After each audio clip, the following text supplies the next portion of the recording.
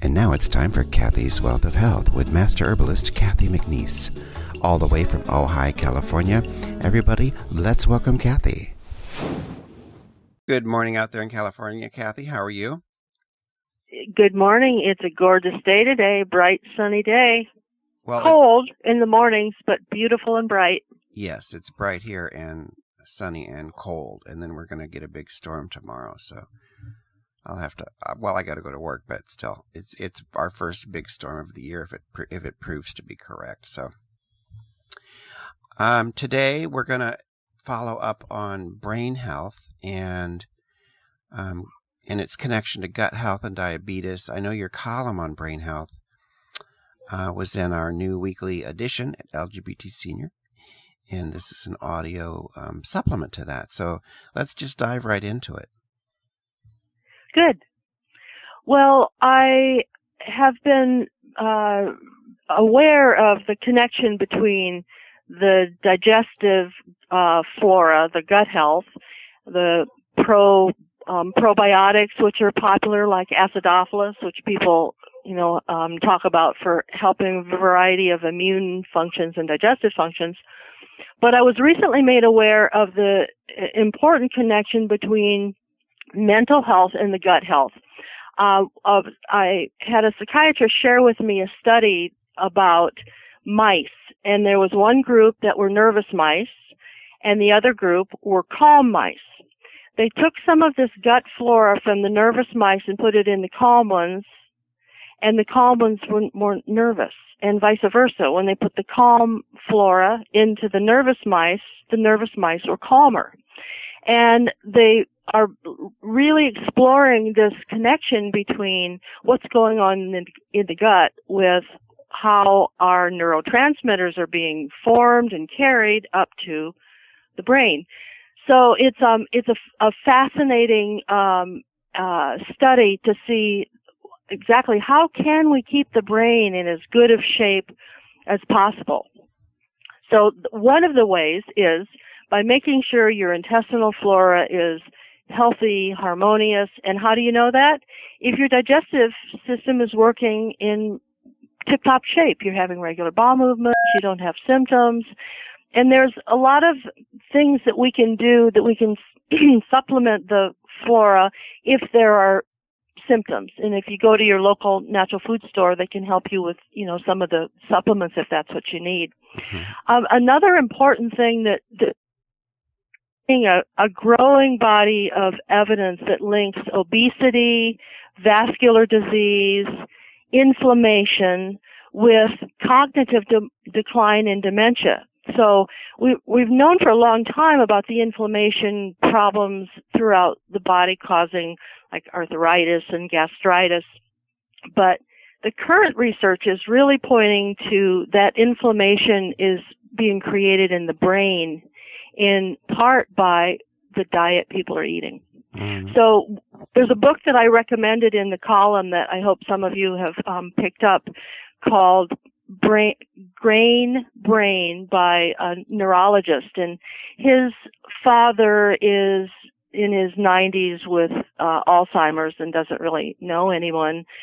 And he was also a neurologist, and that was part of what prompted his inquiry into what effect the high carbohydrate diet has had on the brains. And one of the things that he has been exploring is looking at how a low-fat, high-carbohydrate diet impacts the brain. And the brain is 25% cholesterol, and it's about 75% fat. So it's the fattest organ in our body. So back, when we started moving toward weight loss by high carbohydrate, low fat diets, that's a point at which there was an increase in the use of carbohydrates, and we became really sort of fixated on carbohydrates, and fats became the enemies.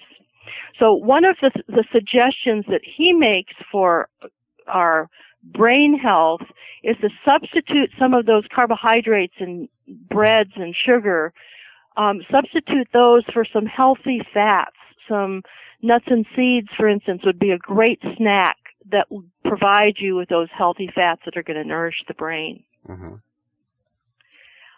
The other thing that happens when one shifts away from that high carbohydrate diet is that the blood sugar is maintained. And when we can maintain a level blood sugar that both helps the brain health as well as you are not moving towards diabetes. Diabetics have twice the incidence of mental decline as those that have normal blood sugar. Mm-hmm.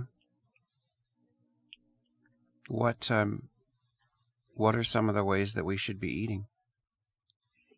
Well, as I very often recommend, the colorful fruits and vegetables, and especially vegetables. Since fruits are going to be high in sugar, you want to choose your fruits so that you're not having too much fruits that are high in sugar. If you look at a list of glycemic index of fruits, you can see that the berries would be an excellent choice because they are low in sugar.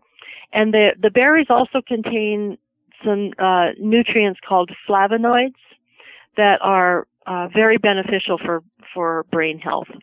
And then healthy proteins. Fish, of all of the animal proteins, fish is the one that will be touted as the best brain food.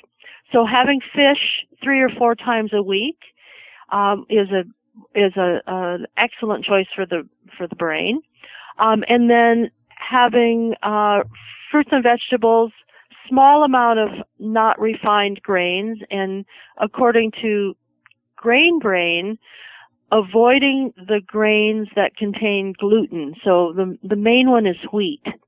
So that would be another thing that he would suggest important for brain health. And then using oils like coconut oil and olive oil, those are really easy ones to incorporate into our diet. Dr. Perlmutter's diet suggestions for the brain are very similar to the Mediterranean diet, which you're probably familiar with. Mm-hmm. And the Mediterranean diet also has a lot of these really health-giving fats and healthy proteins, as well as the fruit and vegetable assortment. So that would be another direction people could go if they're looking for like a cookbook for better health. Look for something that emphasizes the Mediterranean diet, and that'll give you these healthy fats and good proteins. Okay. Now, do you have is there anything else you want to add? Well, maybe I should share my personal experience, which was this brain health article that you just posted. I had started months ago when we first were did this as a podcast about the brain, and I had really tremendous difficulty completing it, and I kept feeling like my brain power was really losing its vigor rapidly. And I started doing some of the things that I've mentioned in that article to help get my brain back on track, and shifted my diet a lot more. Coconut milk and coconut oil was one of the additions.